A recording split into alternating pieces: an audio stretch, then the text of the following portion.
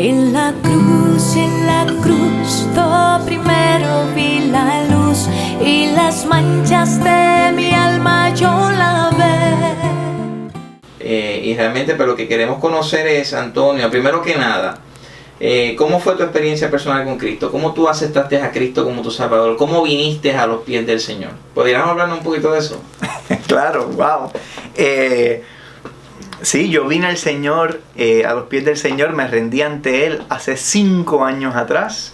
Fue que lo vine a conocer. Yo había escuchado ya del Señor Jesucristo durante mi vida, desde chiquito, todo el tiempo, ¿verdad? Siempre había alguien que me hablaba de Cristo.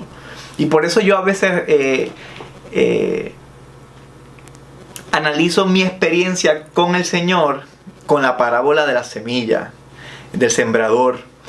Porque yo sé que en mi vida yo he tenido todo tipo de suelo. Yo estaba en terreno duro o de piedra, ¿verdad? Donde caía esa semilla y el sol le daba y se quemaba. También estuve en todos los terrenos, ¿verdad? Hasta el tiempo que cayó, el terreno estaba listo y presto y esa semilla cayó hace 5 años atrás y por fin dio fruto y estoy sirviendo al Señor desde entonces.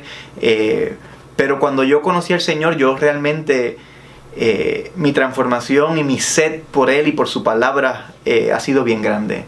Ha sido grande y no he parado desde entonces, constantemente buscándolo en las Escrituras, buscándolo en la congregación con los hermanos, buscando estar con Él y aprender de Él y crecer en Él. Y yo sabía que había una verdad que yo tenía que buscarla por mí mismo. Yo no había leído nunca la Biblia antes. Yo había podido haber leído uno que otro versículo elegido así de momento de la Biblia, pero nunca antes yo había entrado por mi cuenta a estudiar lo que aquí decía sobre Él.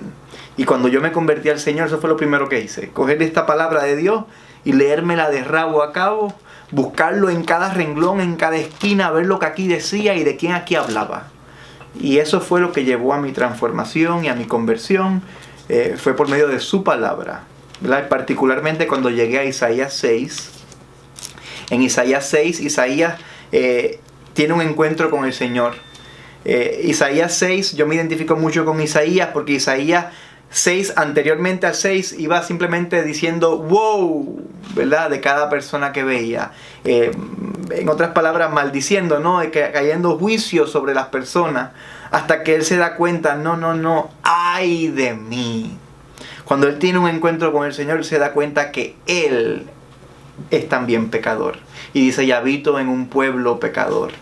Y es allí donde él tiene ese encuentro con el Señor. Y así me pasó a mí. Yo antes pasaba juicio sobre otros y yo decía, no hay forma de que si existe un infierno, que yo fuera al infierno. Porque yo pensaba que yo era una persona justa, una persona buena, que yo tenía un buen lugar en la sociedad y que yo compartía y cuidaba de los demás, que yo no robaba, que yo no le hacía daño a nadie, que yo vivía y aportaba como buen ciudadano a la ciudad. Y que yo en esencia era una buena persona. Y así era Isaías. Y hasta que se dio cuenta de que las faltas no son contra la sociedad ni contra las personas. Las faltas son contra el Rey de Reyes y Señor de Señores. Las faltas son contra Dios mismo. Y su santidad, cuando vemos su santidad y la comparamos con nuestra maldad, nos damos cuenta de lo vil que somos. Y ahí podemos caer ante sus pies y reconocer su santidad y nuestros pecados. Y es allí donde Él nos brinda ese perdón y esa fuerza. Cuando yo vi mi pecado ante su santidad, cuando yo lo analicé ante Él y no el compañero o mi vecino, que es bien fácil comparar y decir, yo soy mejor que él porque yo no bebo o no fumo, o yo no le hablo así a mi esposa o a mi novia, o yo no me comportaría de esa forma. Pero cuando yo me comparo ante Dios y su perfección, ahí todo cambia. Ahí todo cambia. Pues esa fue mi experiencia en Isaías 6. Y ahí fue donde yo realmente caí de rodillas delante del Señor y me entregué por completo.